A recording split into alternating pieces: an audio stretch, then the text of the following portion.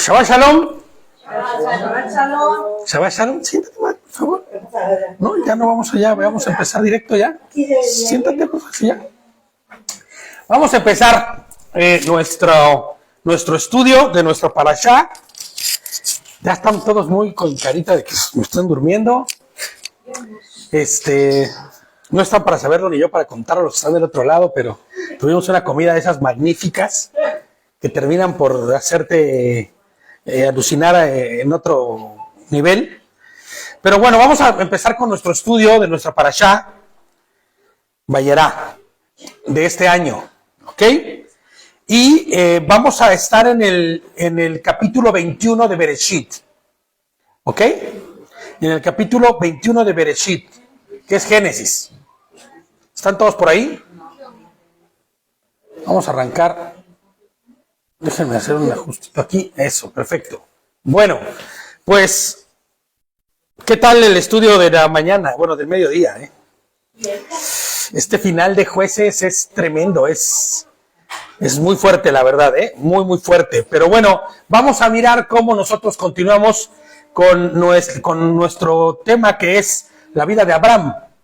¿Quién escuchó o quién vio las parashás de los años pasados? No muchos. Bueno, se las pongo ahí para que las vean. Por Dios santo. No, sobre todo te voy a decir algo. Yo sé que las vimos el año pasado. Yo sé que leímos, espero, al menos la parashá que se publica en el grupo. Y tenemos que tener... ¿Por qué? Porque esto nos da la posibilidad de conocer, pues, de lo que vamos a hablar. De lo que estamos aquí en este momento que nos cita, ¿no? Entonces, vamos al capítulo 21.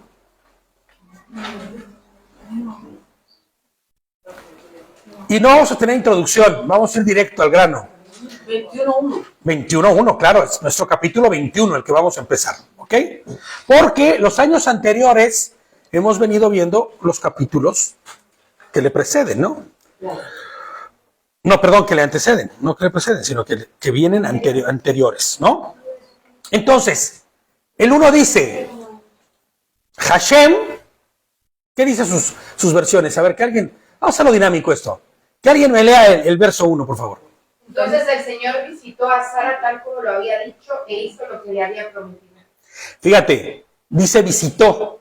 Esta versión me gusta. La mía dice tomó nota.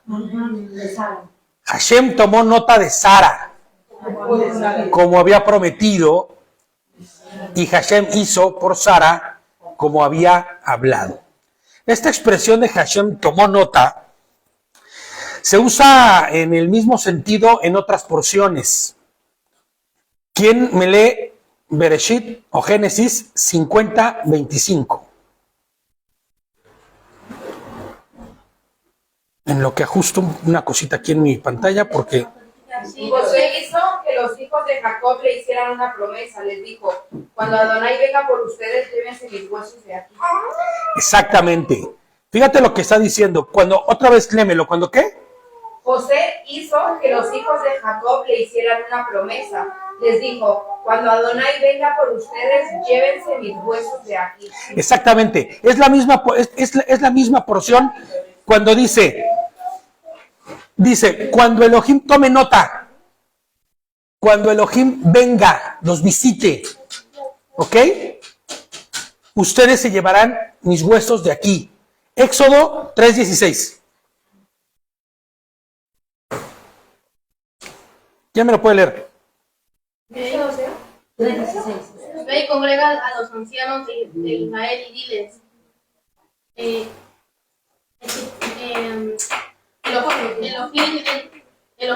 Elohim de sus padres, Elohim de Abraham, Elohim de Yishak y Elohim de Jacob.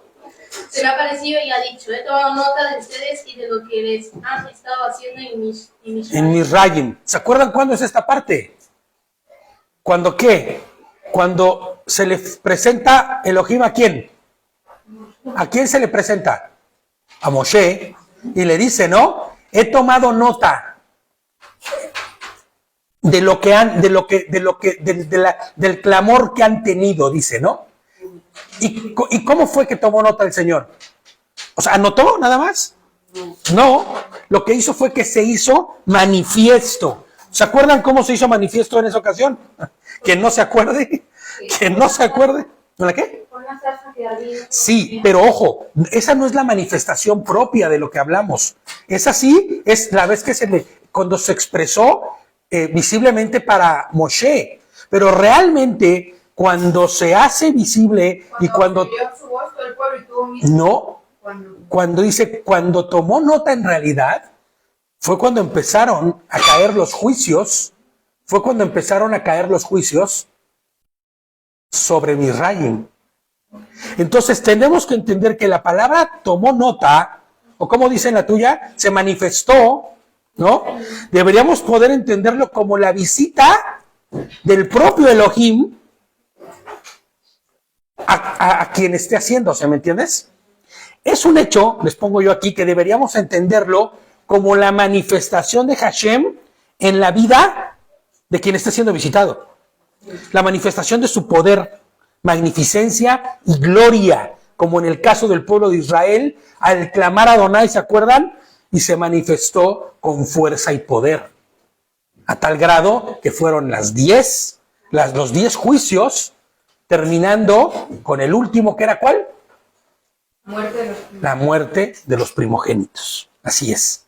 El propio Yosef les dice, cuando el poder de Adonai se manifieste, porque es lo que les está diciendo propiamente, no olviden llevarse mis huesos. No olviden sacar mis huesos de aquí. ¿Ok? En el Strong la palabra es pakad. Pakad. La palabra que encontramos en esta frase es pakad, que literalmente se traduce como visitar. Es la visita o la manifestación. Pero fíjate cómo dice el Strong, con una intención amistosa, dice. Ahora, yo te preguntaría, ¿la manifestación que tuvo en Misraim Adonai fue amistosa? Pues sí. Pues para con su pueblo. Para con su pueblo, sí. Exactamente. Para con su pueblo, sí. Y tú vas a ver que en esto que vamos y que estamos viendo, también va a ser bueno y provechoso para Sara, para Sara, que es la esposa de Abraham, a quien el Señor visita, ¿no? Y se manifiesta. Pero no así para algunas otras personas que ya vamos a ir viendo. Y vemos en este caso, si alguien puede apagar el ventilador, por favor. Sí, porque ya está entrando un poquito de fresco. Y vemos en este caso con Sara que Adonai, ¿no? Atendiendo su promesa, se manifiesta a ella, permitiendo que ¿qué? Pues que quede embarazada, ¿no? Y luego el 2 dice, Sara concibió y le dio un hijo a Abraham, ¿ok? En su ancianidad, en el tiempo que había hablado Elohim, ni antes ni después, sino en su momento. Abraham llamó al hijo recién nacido que le había dado Sara, ¿cómo le llamó? Yitzhak. ¿Qué significa? ¿Qué significa Yitzhak? ¿Alguien sabe qué significa Yitzhak? Risa, pero más que decir risa, tendremos que hacer una interpretación del nombre, ¿no? Una adaptación, alegría, regocijo, ¿no? Gozo. Sí, porque es regocijo en realidad propiamente, que es este gozo exacerbado, ¿no? Entonces, el verso 4 dice, y cuando su hijo Yitzhak tenía 8 días, Abraham lo circuncidó como Elohim le había ordenado. Ahora, cuando analizamos el versículo, nos damos cuenta que en realidad Yitzhak está siendo circuncidado en obediencia a Adonai. ¿Por qué? Porque de no haber sido ordenado por Dios, ¿tú crees que Abraham habría circuncidado al niño? No. ¿Por qué no? Fíjate, no por el hecho de decir están cumpliendo o no la mitzvah que el Señor le había dado, sino porque una operación en aquellos días de esa naturaleza era riesgoso, ¿eh? Si al día de hoy es riesgoso, ¿no? Para aquellos días, imagínate que con un pedernal, con un cuchillo, con lo que fuera, hace la circuncisión. Ahora, ¿Abraham cuántos años tiene? 100 años. Su mujer tiene 90 años y se le muere el niño por el hecho de la circuncisión. ¿Te imaginas? ¿Tú crees que Abraham naturalmente hubiera, ¿cómo se llama? Si no tuviera él la obediencia para Adonai, o pudiendo ser opcional, lo hubiera circuncidado? Fíjate de que por eso es que se le llama el padre de la fidelidad, no el padre de la fe. Porque él, dice, o sea, sin pensarlo dos veces, va y circuncida al niño. Pero si lo vemos más a fondo y nos ponemos en la situación que están viviendo en ese momento, en la época que está viviendo, no tanto el hecho de que se muriera o no, porque tal vez a muchos padres murieron sus hijos y después tuvieron otro hijo y pudieran, sino la circunstancia que ellos viven. Ellos son ancianos. Ellos son ancianos, ¿no? Fíjate, ¿no? El circuncidarlo implicaría un riesgo fuertísimo, ¿no? Pero eso no es importante. Ahora, imagínate para Sara, estéril. Dios le concede un hijo y se muere el niño por la circuncisión.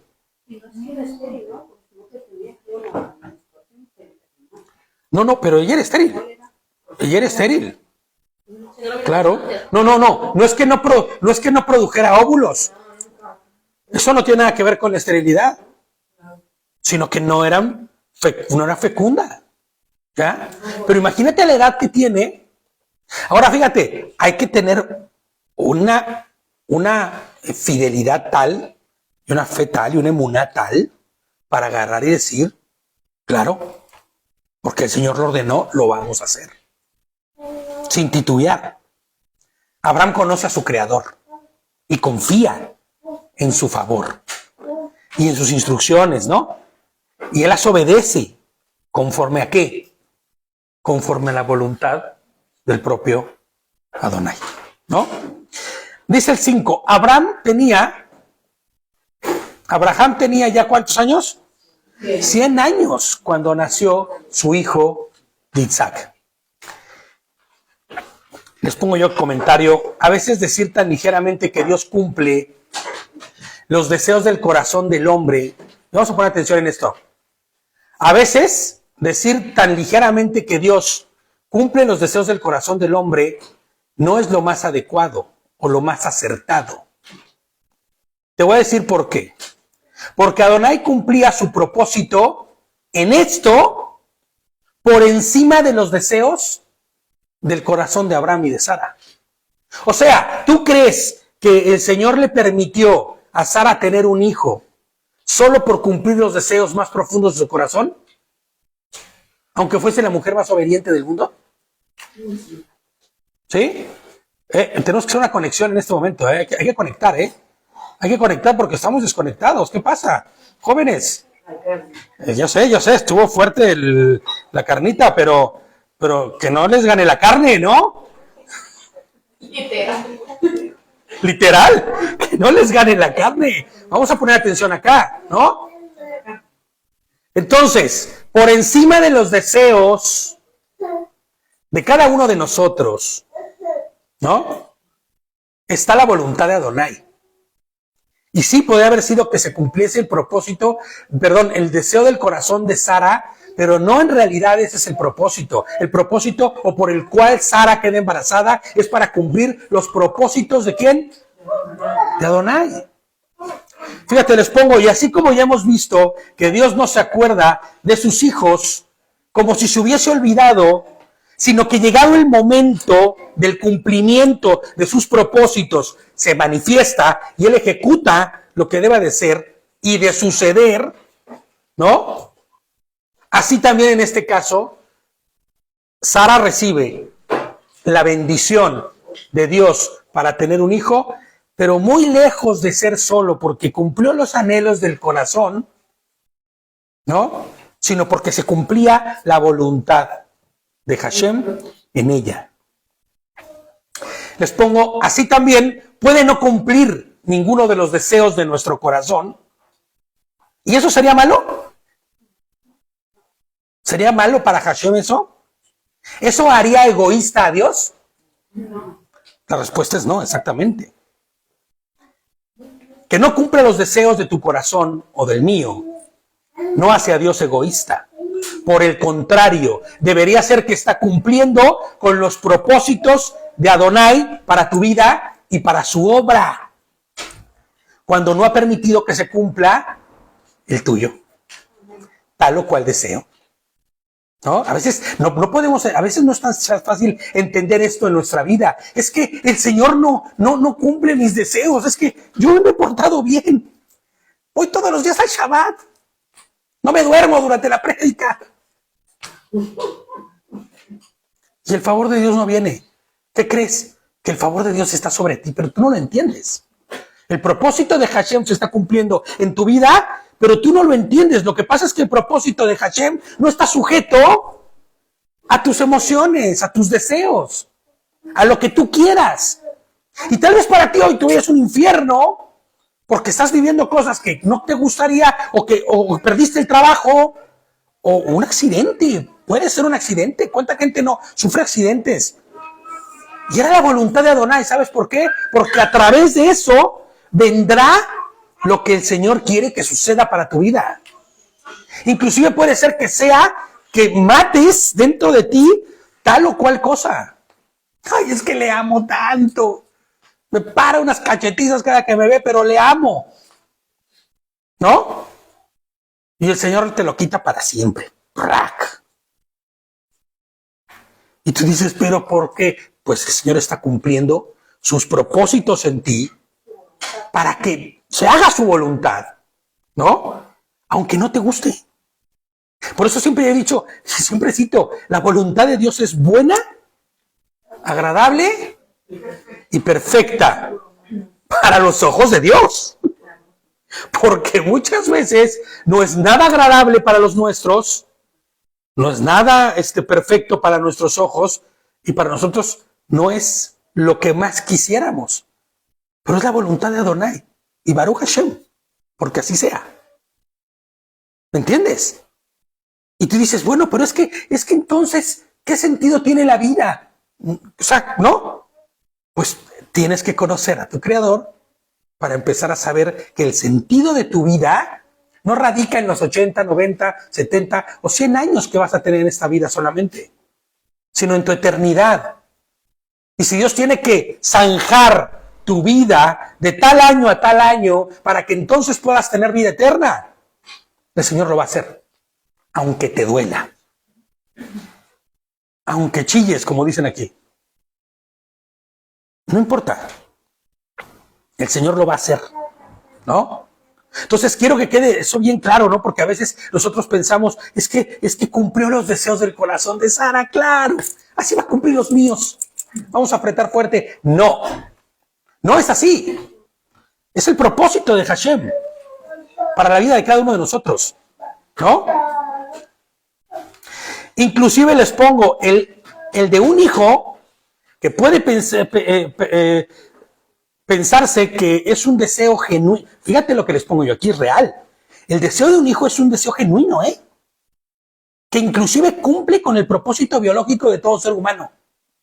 Inclusive podríamos intentar hacerle manita de puerco al Señor así, así como atrás así, torcerle el bracito, ¿no? Pero si tú dijiste multiplicaos y fructificados, pero no me has dado un hijo, ¿no? Pues aún en eso, el propósito de Hashem es claro y el propósito es uno. Y dependerá en serio de verdad del conocimiento de Dios, de la madurez que el Señor te ha permitido tener y que tú has adquirido a través de conocerle y serle fiel, que entonces podrás decir, Baruch Adonai, porque no hay hijo. Baruch Adonai, porque no hay negocio. Baruch Adonai, porque no hay trabajo. Baruch Adonai, porque no tengo lo que quisiera tener. Como también, lógicamente, diremos, Baruch Hashem, por tu favor, Señor. Porque el favor de Dios no se manifiesta solo con las cosas buenas que nosotros tenemos. Y tú lo vas a ver ahorita en la historia, vas a ver cómo esto que estoy diciendo se ve cumplido. ¿no? Fíjate lo que dice el verso 6. Sara dijo, Elohim me ha hecho, regocijarme, ¿no? Que es la misma frase que la base del nombre de Yitzhak, ¿no? Elohim ha hecho regocijarme. Por eso en muchas versiones dice, me ha hecho reír. Inclusive hay unas que dicen, me he burlado, o no sé qué dice ahí, medio raro. Pero en realidad lo que debería estar diciendo ahí, Elohim me ha hecho regocijarme. Todo el que lo oiga se regocijará conmigo. Así es. Oye, ¿te imaginas? 90 años. 90 años, ¿eh? Vaya, Vaya tela, ¿eh? Y agregó, ¿quién le hubiera dicho a Abraham que Sara amamantaría hijos? Sin embargo, le ha dado un hijo en su vejez. Sara tenía 90 años ya al tener a Isaac, ¿no? Cualquiera podría pensar que eso, lejos de ser un regocijo y una bendición, podría interpretarse como un sufrimiento, ¿eh? Porque si a veces mi esposita y yo decimos, bueno, y si el Señor nos da un hijito, ya tenemos 50, ya tenemos, bueno, yo, ¿no? Ya voy para los 50, camino ya al 5º piso, ¿no? Y mi esposita, pues, ahí detrás de mí, no tan lejos, pero tampoco tan cerca, ¿no? Para no decir otra cosa, y luego decimos, wow, un hijito, ni tan lejos ni tan cerca, ¿no? Pero ahorita si un hijito me dice, vamos a jugar fútbol, le pongo el PlayStation, ¿no? Sí, ¿no? Porque igual y no me van a dar las rodillas para echar un buen partido de fútbol con el pequeñín. Ahora imagínate a los 90. ¿No? Sí, he visto a muchas mujeres, no voy a decir nombres, ¿no? No, y sobre todo no de aquí, sino de mi familia, por ejemplo, sufrir horrores amamantando a su hijo. Horrores, así que porque se llagó, que porque se inflamó, que porque se infectó, que porque no sé qué tanta cosa, y ay, el niño no, ni tocar porque me estoy muriendo. Ahora imagínate a los 90 años, ¿eh? Imagínate. Ahora, según lo que dicen las leyendas, bueno, no leyendas, sino la historia, no, es que pues no está bíblicamente registrado, sino que son muchos comentarios judíos, sobre todo los que lo dicen, que ella era una mujer que no aparentaba la edad que tenía, porque inclusive ya con esas edades acaba de pasar el evento de que Abimelech dice, y esta mujer tan guapetona, ¿quién es? ¿No? Y ya había pasado también en Egipto, ¿no? Y era una mujer ya mayor, adulta. Entonces ella muy probablemente no aparentaba la misma edad, pero los años no mienten. Y entonces cualquiera puede decir, oye, es que es más sufrimiento que, ¿no? Por tener una edad avanzada. Pero recordemos algo que yo quiero que se te quede grabado en tu mente y que no olvides nunca, por favor. Cuando Dios, escúchenme por favor, pongan atención. Cuando Dios cumple su propósito en ti, también te capacita para que lo lleves a cabo. ¿Sí entendimos? Cuando Dios cumple su propósito en ti, también te capacita para que lo lleves a cabo. Es que yo soy un neófito, yo no sé nada de inglés. Y el Señor te lleva a la Gran Bretaña a trabajar o a hacer alguna obra. Y tú dices, pero es que ¿cómo? El Señor te capacitará para ello. No sé, es el ejemplo tal vez abrupto que me ocurre, ¿no? Es que sabes que yo no sé hablar del Señor. Yo no tengo palabra. Cuando el Señor cumple su propósito en ti, poniéndote en un lugar para que ese que está ahí le conozca a Él y vaya rendido a sus pies, Él te va a capacitar y te va a dar las palabras para que tengas cómo hacerlo. Entonces, cuando Sara cumple un hijo tiene un hijo a los 90 años, Dios le capacita para que pueda hacerlo, para que pueda llevarlo a cabo. ¿Ok? Cuando Yehoshua te salva y te da vida eterna, ¿qué es lo que sucede? Acto seguido. ¿Cómo sabes que tienes vida eterna? Porque Dios ha provisto ¿de qué? De su Ruach, de su Santo Espíritu, para que seas transformado en todos los aspectos de tu vida. Claro, algunas veces era gradual, en otras cosas era instantáneo, ¿no? Hay quien tenía serios problemas con el tabaquismo, con el alcoholismo, con lujuria, y en el momento, bye. Nunca más volvió a tener ese tipo de cosas. Y habrá otros que, o esa misma persona, en algunos otros departamentos de su vida, hábitos, carácter, irá trabajando poco a poco el Señor, transformándole, ¿no? Para que vaya caminando conforme a la estatura del varón perfecto, pero, cuando el Señor nos provee de su Santo Espíritu, Él nos capacita, ¿no? Todo el que ha recibido su salvación es también capacitado por Él para cumplir y obedecer su palabra. Porque mucha gente dice, no, pero yo no puedo, no. Mira, esto de los mandamientos, a mí se me figura algo que es brutalmente terrible. No te preocupes, que tus deseos para comer de cerdito, y tus deseos para los gambitas, y tus deseos para todas las cosas que no es comida, el Señor se encargará de quitártelo, ¿no? Estaba comentándoles o te manda una alergia de esas. Bueno, pregúntale a algunos que están aquí presentes, ¿no? De verdad. De esas alergias que hasta los labios se te ponen ese tamaño, ¿no? Ay, es que no sabía que no podía comer. ¿Cómo no? Si el Señor te había dicho que eso no es comida, ¿no? Sí. Y te digo una cosa, te capacita de tal forma. Ayer que venía en el avión, me pusieron así una comida súper chula delante de mí, ¿no? Pero uno de los platitos venía una ensaladita con una gamba encima. ¿Tú crees que yo sentí tan siquiera el hecho de decir, ay, qué lástima? Trae una gamba. ¿Tú crees de verdad? O sea, casi volteé a la de al lado y dije, no, porque también es basura y eso no es comida. ¿No? Esto no se come. Tú mismo lo digas. No, ya agarré, no, lo aparté. Comí todo, además estaba muy rico, por cierto, ¿no? Es un platillo muy rico que me dieron ahí en el avión. Pero, ¿sabes? ¿Qué tú crees que yo sentí ganas de...? Pues no, porque el Señor te capacita para ello. Inclusive, lo decíamos mi esposita y yo, ahí en el kiosco de los helados, enfrente está el restaurante que pusieron, ¿no? De madera ese. Para quien no lo conozca, pues somos que tenga la idea, ¿no?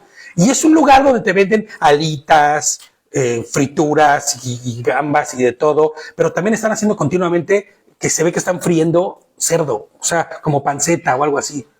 Y ya llega un punto en el que yo ya, así de, por Dios, no puedo más con esto. Y ese olor en el pasado podría haber sido así de, ¡oh, qué rico! O te digo una cosa, no lo aguanto. Y a mi esposita le pasa igual. Y cuando ha ido David, es más, David me llegó y me dijo, ¿a qué huele, hijo? Huele muy mal, ¿no? O sea, huele muy feo. Y sabes, aunque puedas decir, ay, qué exagerado, qué loco, el Señor transforma. Inclusive tus gustos, todo, porque te capacita para cumplir con su voluntad. Y no solo el propósito claro en ti, que es que camines en su voluntad, pero para que cumplas con su voluntad y te alinees a su voluntad, Él no te deja solo. Sino, fíjate, no solamente te dice, no robes, no mates, o sea, te dice lo que no debes hacer, lo que es comida, lo que no es comida. No solamente te dice eso, sino que te capacita para que lo logres hacer, para que aprendas a hacerlo. Baruch Adonai, ¿no? Dice, el niño creció, el 8 dice, el niño creció y lo destetaron, y Abraham hizo una gran fiesta el día en que fue destetado, ¿no? Sara vio que el hijo que Agar, la misrayita, le había dado a Abraham, se burlaba. El niño ya no está niño, ¿eh? Para esas alturas, ya les voy a decir más adelante, pero se los voy a decir también ahorita, el chamaco ya tiene ya es lo que le llamamos adolescente, ¿no? Esos nombrecitos que me dan normal. Tiene 14 años Ismael, ya. Es como un Kevin. Ahora imagínate a Kevin burlándose de tu hijo o de la fiesta que hiciste de tu hijo, ¿no? O sea, para que te ubiques más o menos en la edad del chico, o sea, tiene 14, 15 años ya, 14 años en realidad. Y entonces dice que se está burlando. Y pues lógicamente, ¿no? Es lo normal en un joven que igual sabe que él no tuvo una fiesta igual así de regocijo para él. De hecho, él sabe perfectamente que es el hijo de la sierva. Entonces imagínate cuando nace el medio hermano de él, pero sí nace de la esposa, no de la sierva, no de la que ni siquiera concubina llega.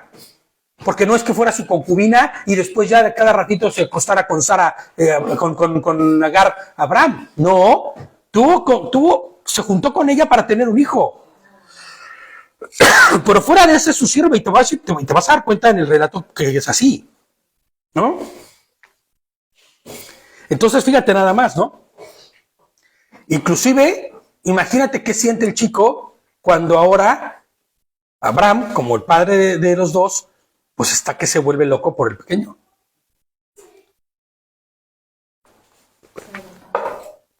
Pone toda su atención en el recién nacido, ¿no?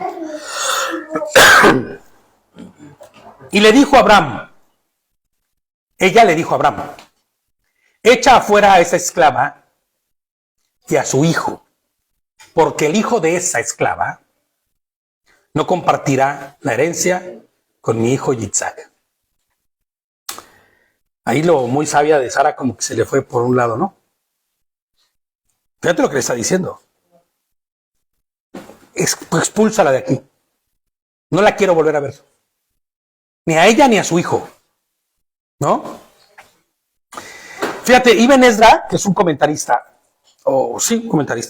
hace un comentario muy curioso de esta porción.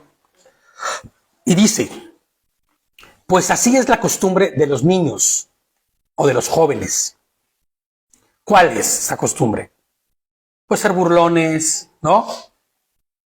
Y Sara estuvo celosa porque Ismael ya era mayor que su hijo Isaac. Y entonces, ¿por qué?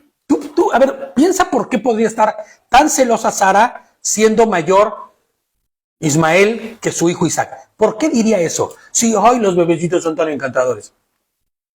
¿Por qué estaría diciendo eso? Porque tendría un poco el temor de que le quitaran el... No, bueno, sí, lógico es que ella no quiere tenerlo ahí porque no quiere compartir la heredad de nada, ¿no? Pero por procurar al niño evitarle las burlas y las... No, yo creo que no. Yo creo que más bien la empatía que actualmente pueda tener Abraham con un chico de 14 años, la forma de relacionarse, las cosas que los unan, el simple hecho de, papá, ¿qué voy a hacer? ¿Qué hago? Voy contigo, pegado. ¿Entiendes? Y el bebecito llora todas las noches. El bebecito, ¿no? ¿Entiendes? Y Sara lo sabe. Y siente celos, ¿sabes? Y dice, no quiero este escuincle aquí. Como una preferencia, ¿no? O sea... No, es lógico que quiera a su hijo, pero lo que no quiere es que tampoco su padre voltee a ver a nadie más que a su hijo. Y para poder lograrlo, tiene que hacer que se vaya, porque sabe que mientras esté ahí, Ismael seguirá siendo el preferido de Abraham Ismael. Y seguirá generando lazos fuertes. Y el que aprende y ya puede dar, ¿cómo se llama?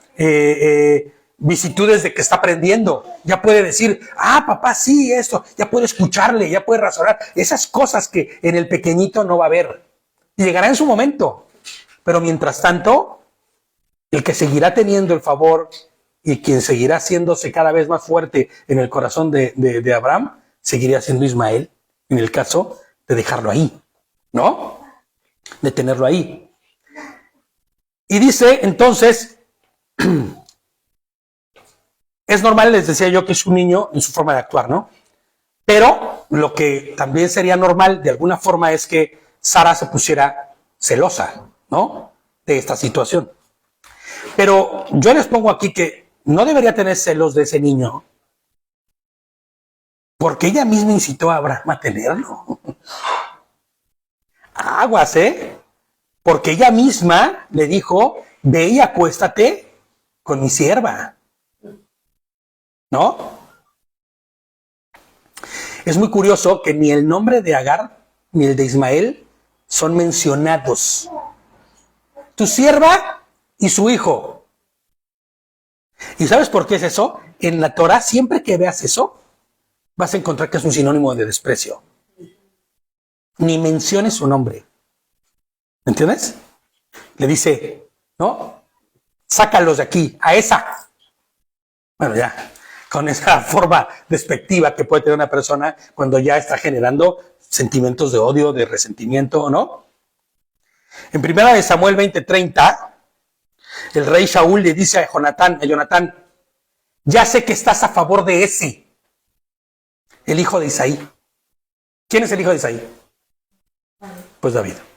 Así es. Y entonces Saúl le dice exactamente, ni siquiera menciona el nombre por el simple hecho de que es despectivo y de que tiene desdén en contra de esa persona, ¿no?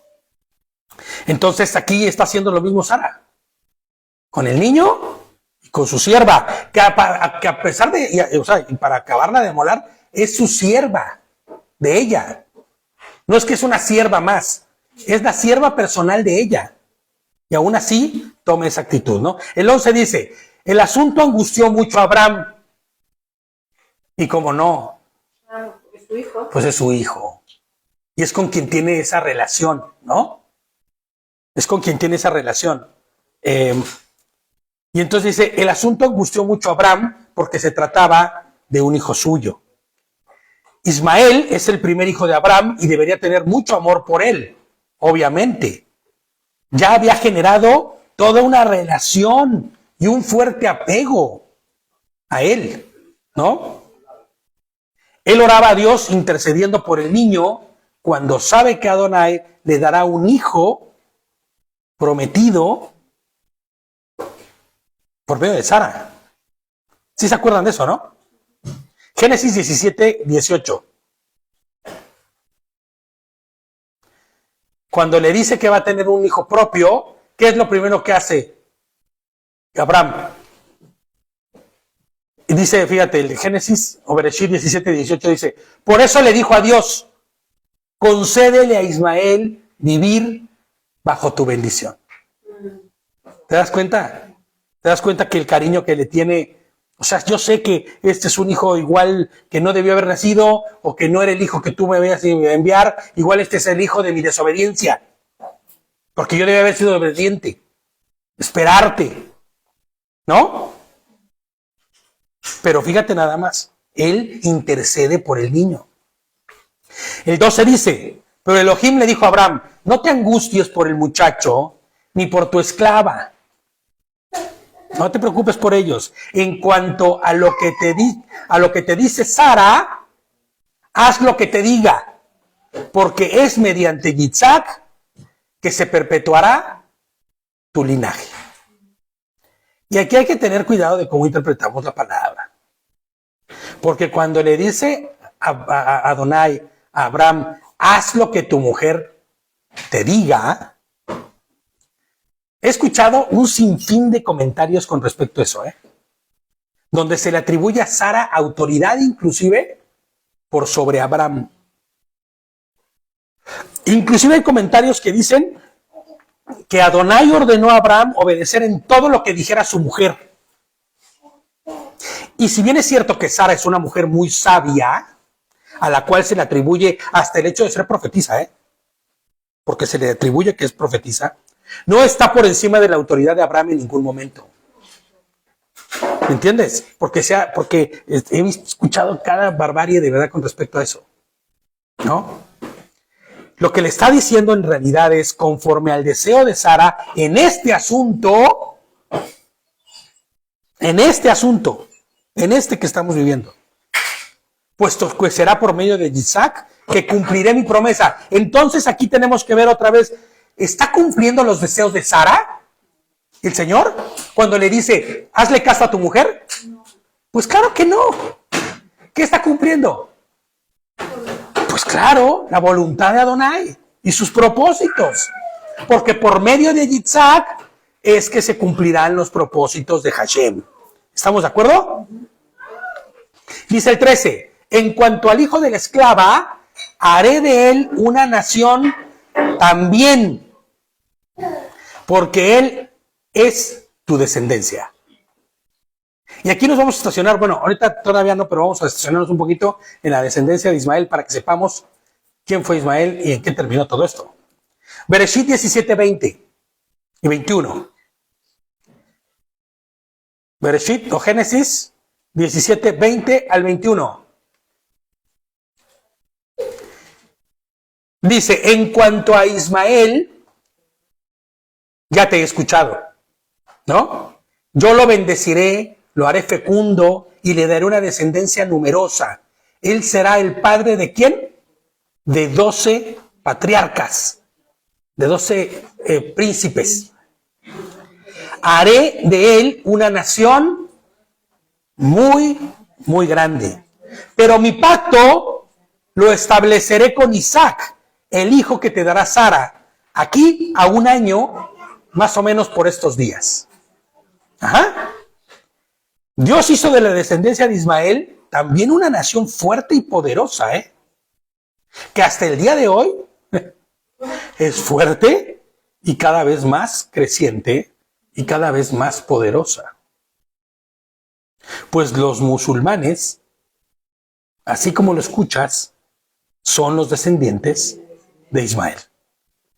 No solo que seas musulmán o no, los árabes en sí, todos los árabes, que en realidad la gran mayoría son islamistas, son musulmanes, ¿no? El Islam, ¿no? Están como la descendencia de Ismael. Ellos tendríamos que decir que son los ismaelitas, de alguna manera, ¿no? Fíjate, el 14 dice, temprano a la mañana siguiente, Abraham tomó un poco de pan y un odre de agua y se lo dio a Agar. Y se los puso en el hombro junto con su hijo. La despachó y la despidió y ella se puso a vagar por el desierto de Beersheba. Segundo round, ¿no? Porque ya lo había pasado alguna vez cuando le empezó a tratar muy mal Sara, ¿no? Antes. Tal vez muy de madrugada, Abraham despide a Agar, la cual tal vez se lamenta de haber tenido tan mala actitud hacia con Sara, Porque fíjate lo que dice Bereshit. Vamos a Génesis 16, 4 y 5. Es una historia engarzada esta, 16. 4 y 5. A él se llegó Agar y concibió, O sea, Abraham se acostó con Agar, tuvo un hijo. Sin embargo, cuando vio que había concebido, miraba con desprecio a su señora. Empezó a menospreciar, a despreciar y a tratar mal a la propia Sara, que era su ama, ¿no? Su señora, como le quieras llamar, porque ella era esclava, ella era sierva. Empezó a creerse más, dice tu versión, ¿no? Claro, empezó a señorearse ya, ¿no? Que a ponerse ya lugar que no tenía. Entonces dijo Sarai a Abraham, mi afrenta sobre ti, yo misma puse a mi sierva a tu disposición, y al ver que tú estás que está encinta, me mira con desprecio. Juzgue Hashem entre tú y yo, dice, ¿no? Le está reclamando y le está diciendo, tu sierva se está pasando conmigo. Y yo creo que en este momento en el que ya está patitas para la calle, Agar recuerda claramente esto, ¿no? No debe haber tenido esta actitud. Tal vez si hubiera hecho las cosas de otra manera, tal vez sería diferente, ¿no? Aunque si te das cuenta no es por Agar, ya el asunto. Porque Agar no es la concubina. Ya no es ni siquiera tratada como una concubina. Es el niño. Es el niño el problema ahora. El 15 dice, cuando se le acabó el agua del odre, ella dejó al niño debajo de uno de los arbustos. Y fue a sentarse a la distancia a un tiro de arco. Porque ella pensaba, no quiero ver cuando muera el niño. Y sentada así a la distancia, alzó la voz y lloró. Esto nos debe dar a entender que ya traía mucho tiempo Agar, vagando. Inclusive ya llegó a tal punto en donde ya el niño no tenía ya ni cómo caminar, ya estaban a puntito, ¿no? De irse. Y en realidad, lo que ella dice es, pues si me va a tocar morir, no quiero verlo morir de cerca. Lo pongo allá a la distancia, que muera el niño allá, ¿no? Fíjate, hay una frase que me llamó mucho mi atención, que leí por ahí. Y es, donde termina la piedad de una madre, escucha lo que dice este comentario, donde termina la piedad de una madre, empieza la misericordia de Dios. Qué fuerte, ¿no? Donde termina el amor, la piedad, la gracia de una mamá para con su hijo, empieza la misericordia de Dios. Porque aunque una madre abandone a su hijo, a su suerte, inclusive en el caso de que pudiera morir, Adonai no le abandona. Y es lo que vamos a ver ahorita. ¿Cuántas veces no hemos visto historias así? De madres que abandonan a sus hijos y que por la misericordia de Hashem, ¿no? Fue sobre sus pequeños y se convirtieron en hombres de poder, ¿No has visto que ha pasado eso? Que lo dejaron, lo abandonaron y ya de repente ya es Donald Trump o alguno de esos. No sé, por decirlo de alguna forma, ¿no? Y así va a suceder con Ismael. Hashem había hecho una promesa a Abraham. ¿Te acuerdas la promesa que le hizo a Abraham? Y Dios no tardará en cumplirla. Vamos al 17, vámonos rápido para que no nos tardemos tanto, porque tiene como 50 versículos este capítulo. No es cierto, mira su cara, No son tantos, pero sí son un poquito, Entonces, Elohim oyó la voz del muchacho y un mensajero de Elohim llamó a Agar desde el cielo y le dijo, ¿qué te preocupa, Agar? Qué preguntita, ¿no? Vaya pregunta, ¿no? No temas que Elohim ha atendido el sollozo del muchacho. Para este momento el muchacho, pues es un jovencito de 14 años, ya habíamos dicho, ¿no? Y dice, ven, levanta al muchacho y tómalo de la mano, que yo haré de él una gran nación. ¿Te acuerdas? Cuando el Señor va a cumplir su propósito en ti, te capacitará para que eso suceda. No te va a dejar solo, ni te va a decir, sí, bueno, pues, ¿sabes? Ve y hazlo. No, te va a capacitar y te va a proveer de los medios para que lo hagas. Cuando estés caminando conforme a su voluntad. Yo siempre que he hecho cosas que caminan en la voluntad de Adonai, por brutalmente raras que parezcan, o difíciles que se puedan presentar, el Señor siempre me ha hecho salir avante. Porque Él capacita, Él provee, Él te da la provisión para que lo hagas. Entonces Elohim le abrió los ojos y ella vio un pozo de agua. Ella fue y llenó el odre de agua y dio de beber al muchacho. Ahora, por ninguna razón ni motivo debemos pensar o imaginar que ese pozo apareció ahí de la nada. El Señor hizo el milagro y apareció un pozo. Pues no tendremos por qué pensar que salió de forma milagrosa o espontánea. Porque eso sería más fácil, ¿sabes? Pero no es el operar de Dios así. No es la forma que Dios tiene para hacer las cosas de esa manera. No. Fíjate lo que dice.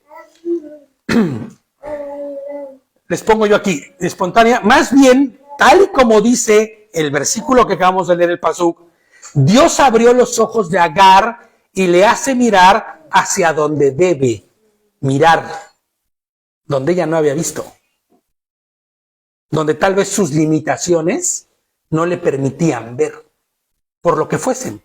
Igual tenía tanta sed que ya estaba hasta alucinando, ¿no?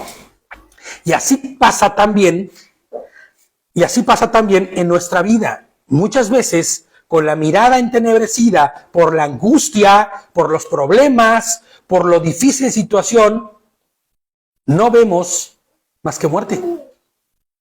Y no me refiero a muerte de que te vayas a morir, No. Muerte social, muerte financiera, muerte familiar.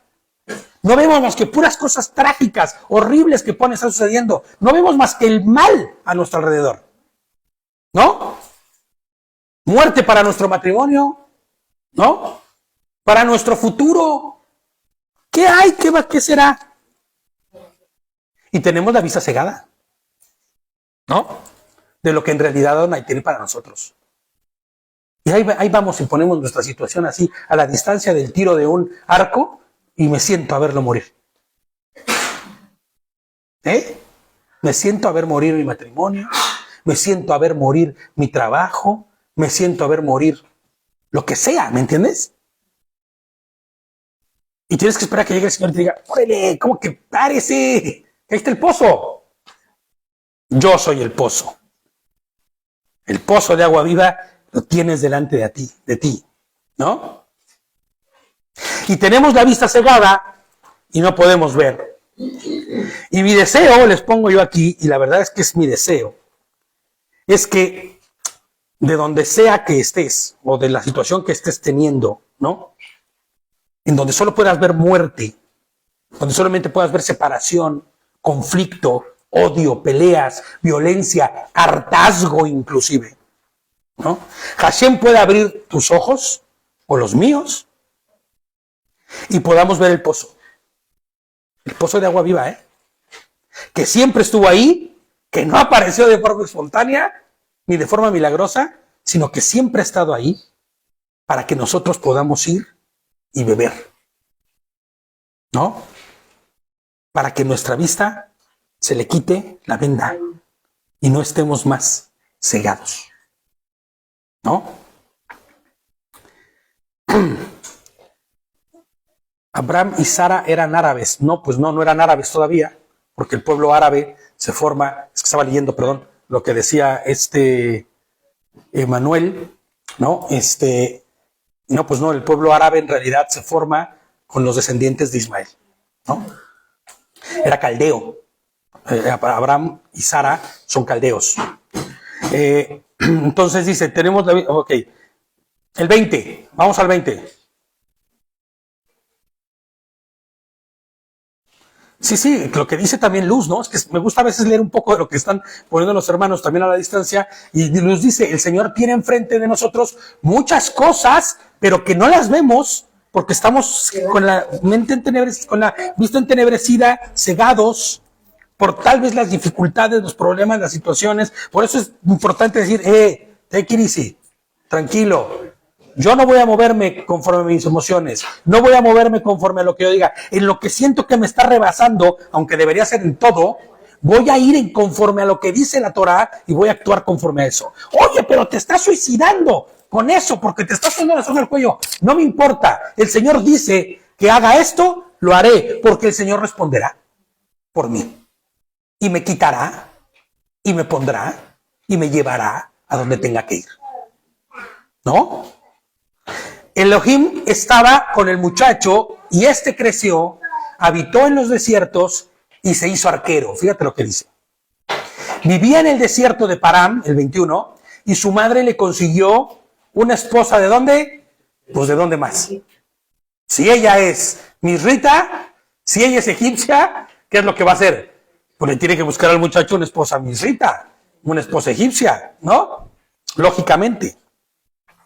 Siendo Agar egipcia, pues no había más que lógica para que le consiguiese su esposa egipcia igual, ¿no? Pero aquí hay algo muy importante, que Agar no considera en nada el linaje de Abraham. No considera en nada que el hijo es hijo de un patriarca, de conocedor del Dios vivo, porque yo te voy a decir una cosa, Agar podrá hacer lo que quieras, pero ella tuvo la oportunidad de ver todas las cosas que Adonai ha hecho en la vida de Abraham. El favor que tiene Abraham. Entonces ella de así de la nada, por puro despecho, tomar la decisión de decir, bueno, pues le consigo una egipcia, es olvidarse de alguna forma del propio Abraham. Y así sucede, Olvidarse de Dios también, ¿no? Claro, olvidarse de Dios. Ella nunca creyó.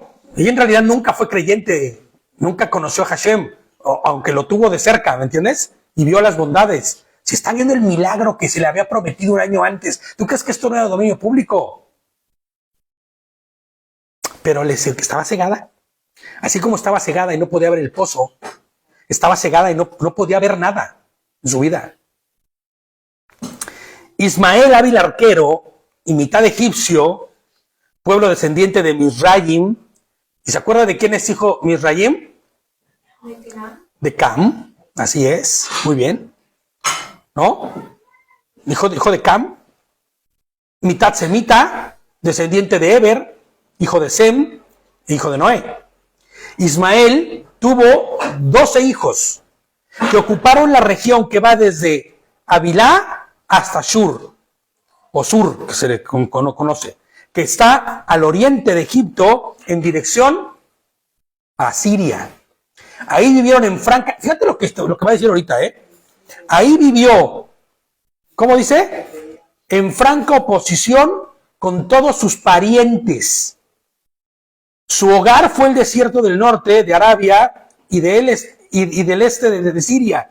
Los descendientes de Ismael fueron todos príncipes en el desierto. Pero lo muy curioso es que fue en contra de todos los descendientes de Ismael. Todos siempre estuvieron en franca rebeldía y en contra de los hijos de Isaac, o sea, de la descendencia de Isaac, del pueblo, ¿cómo se llama? De Israel. Fíjate, Ismael, sus descendientes fueron Eber. No, perdóname. Ok, no, perdóname. Ahorita te digo cuáles fueron los descendientes, porque sí los tengo aquí más adelante. Entonces, fíjate, ¿no? La promesa de Dios a Agar había sido según lo que leemos en Génesis 16:12. Vamos a leerlo. Génesis 16:12. Génesis 16:12. Este hijo tuyo, ¿qué dice? ¿Alguien lo puede leer? Génesis 16:12. Será un hombre. Bueno, fuerte, pero uno solo y fuerte. Y él será hombre indómito como Afimontes. Su mano será contra todos y la mano de todos será contra él. Y habitará a los hijos de todos sus hermanos. Exacto, fíjate, este hijo tuyo será como un indomable, será un hombre indomable, tan indomable como un burro salvaje, dice. Levantará su puño contra todos y todos estarán en su contra. ¿Te das cuenta? O sea, será de continuo en contra ¿cómo se llama? Del pueblo de Israel. Respondiendo al pedido de Abraham, Dios cumplió la promesa. Génesis, ahora, solo cumplió la promesa de Abraham, cumplió su voluntad. Tenemos que seguir diciendo que cumplió su voluntad, ¿no? Vamos a leer Génesis 17:20.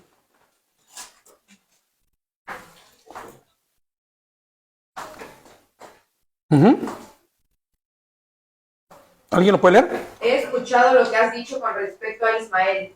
Yo le daré mi bendición. Tendrá muchos hijos y se convertirá en un pueblo numeroso. Será el padre de 12 príncipes y convertiré a toda su familia en una gran nación. Exacto. Fíjate, fíjate el futuro de ese que iba a morirse ya, ahí a tiro del arco, Los 12 hijos de Ismael fueron Nebayoc, Kedar, Abdel, Mibsam, Misma, Dumá, Masá, Edad, Temá, Getur, Nafis y Kedamá.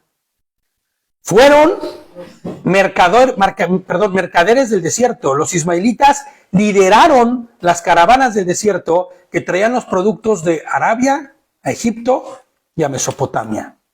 Vamos a leer Génesis 37:25.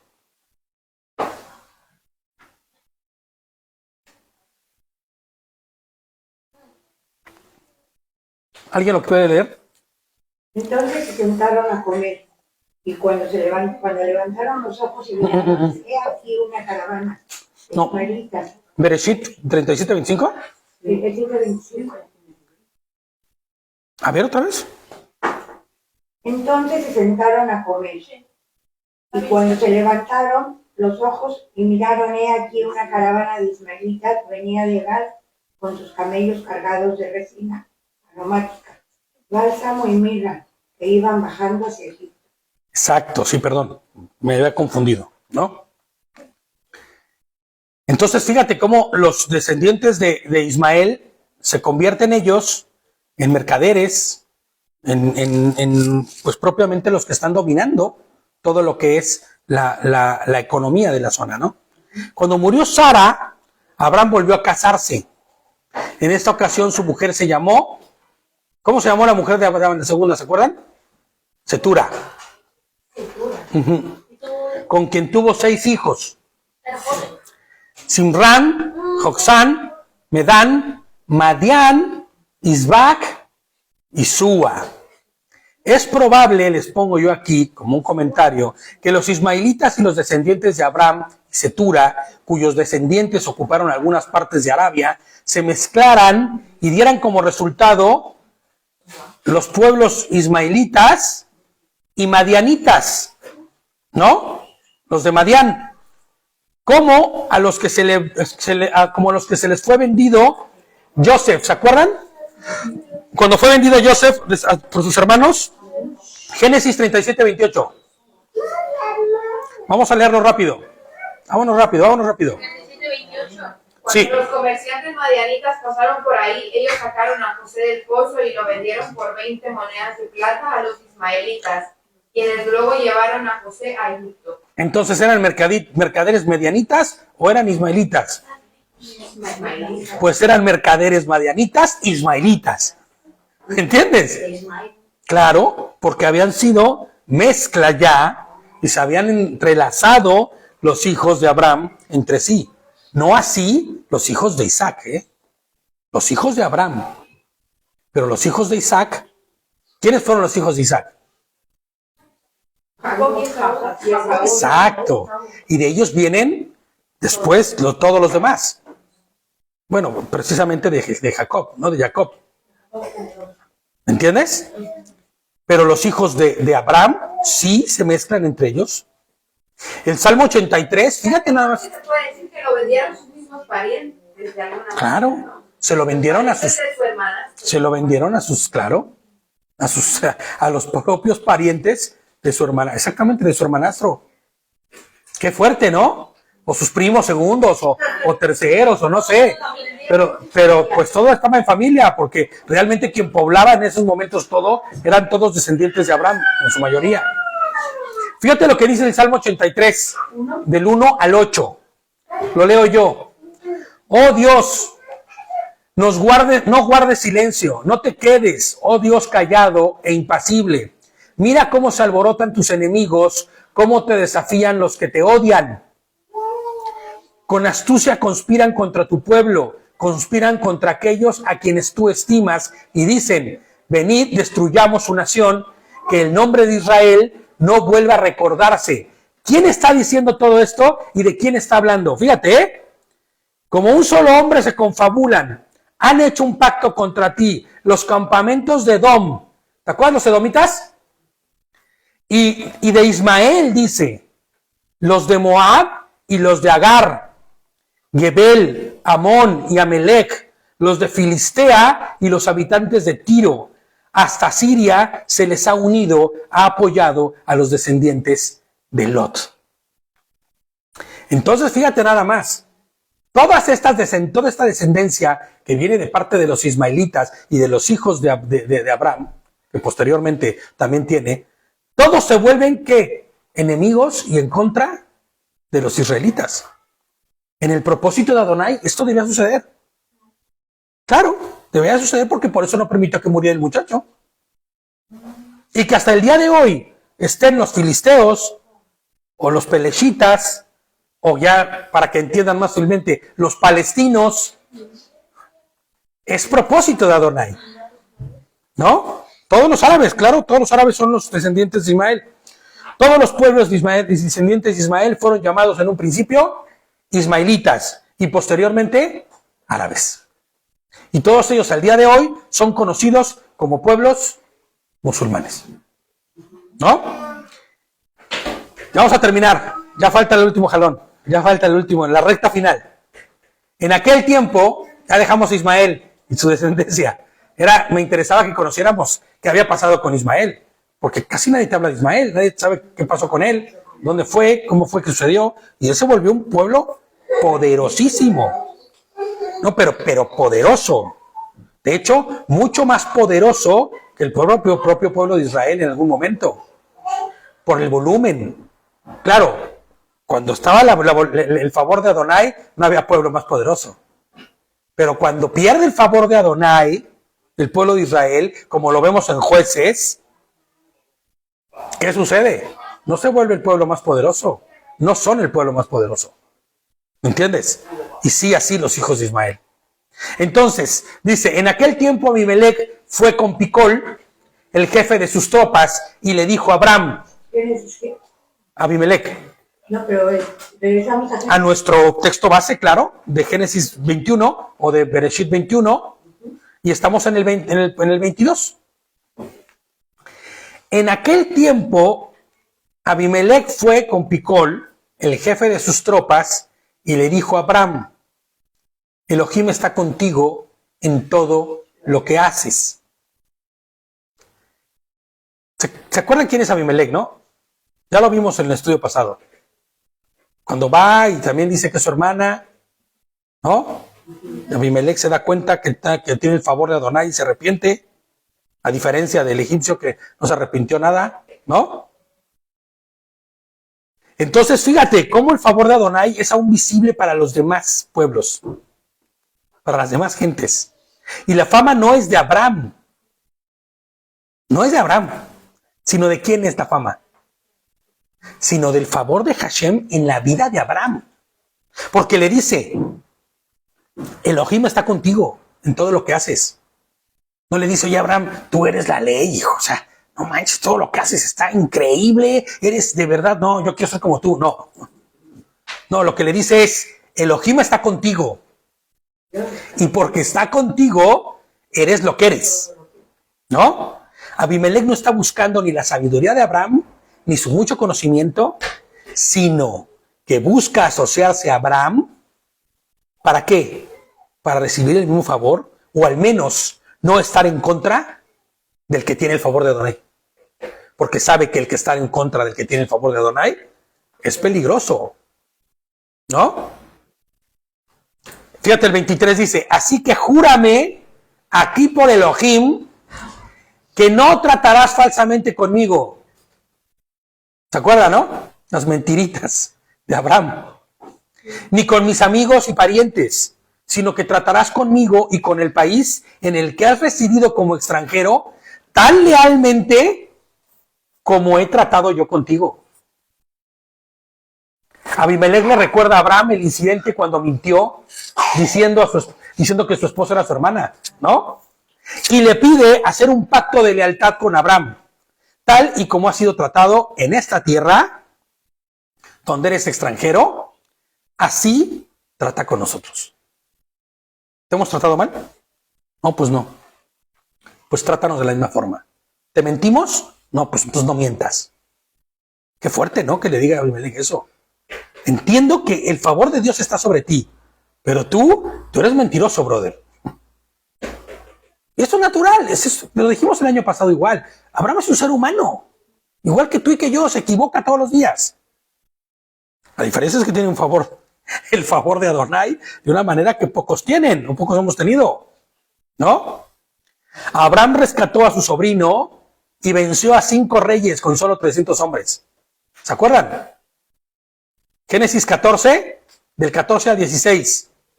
En cuanto Abraham supo que su sobrino estaba cautivo, convocó a 318 hombres adiestrados que habían nacido en su casa y persiguió a los invasores hasta Dan.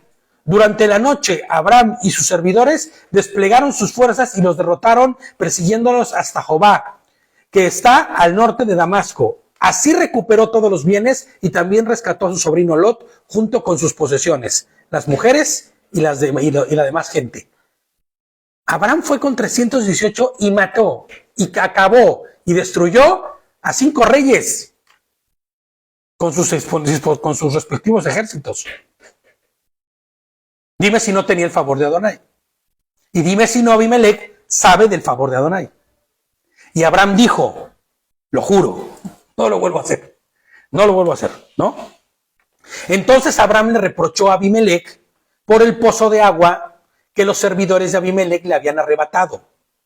Pero Abimelech le dijo, yo no sé quién hizo eso, tú no me lo dijiste, ni había oído de esto hasta el día de hoy. O sea, yo no sé de qué estás hablando. ¿Cuál pozo? Era tuyo, te lo quitaron.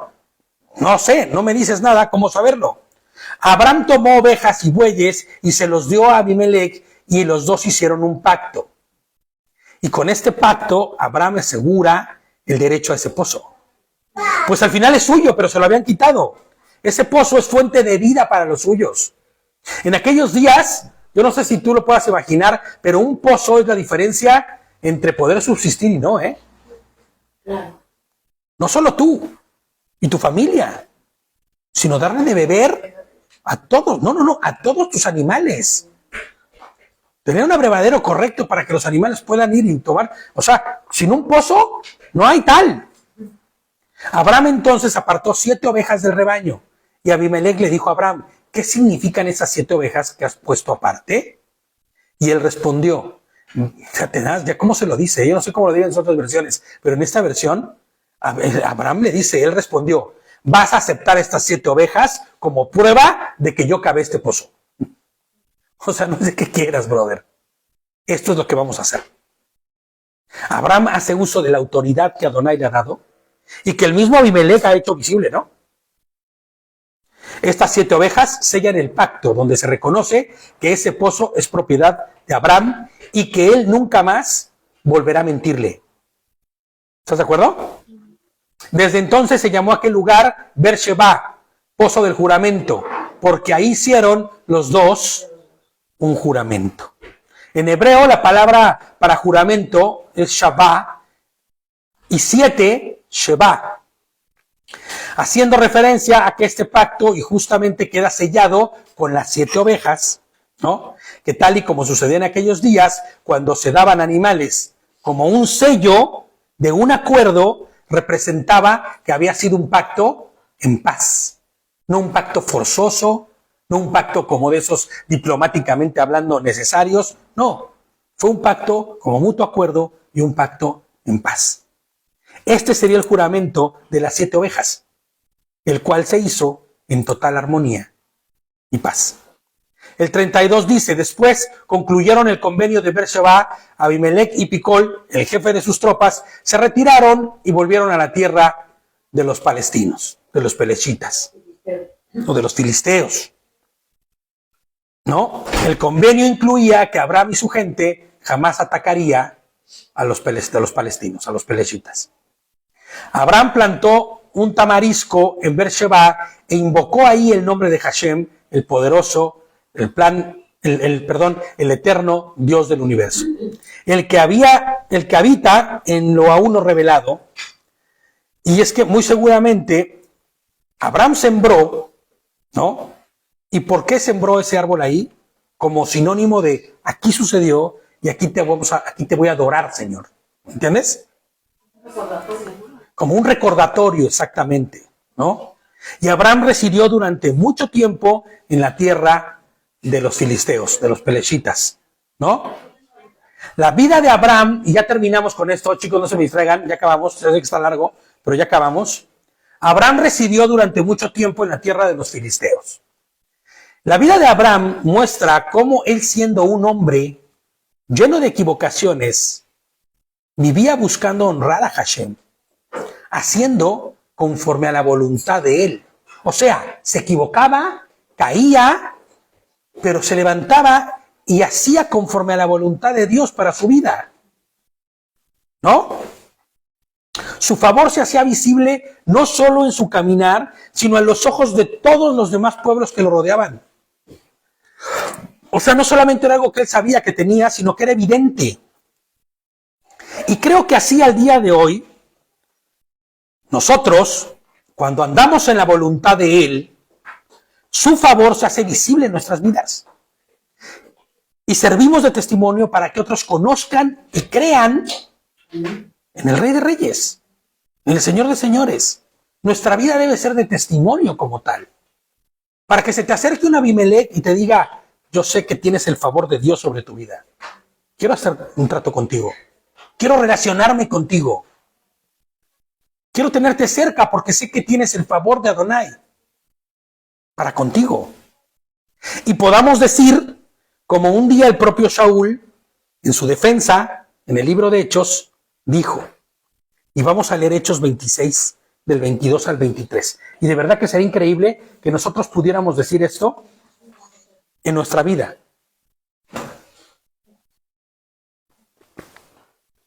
Hechos 26, del 22 al 23.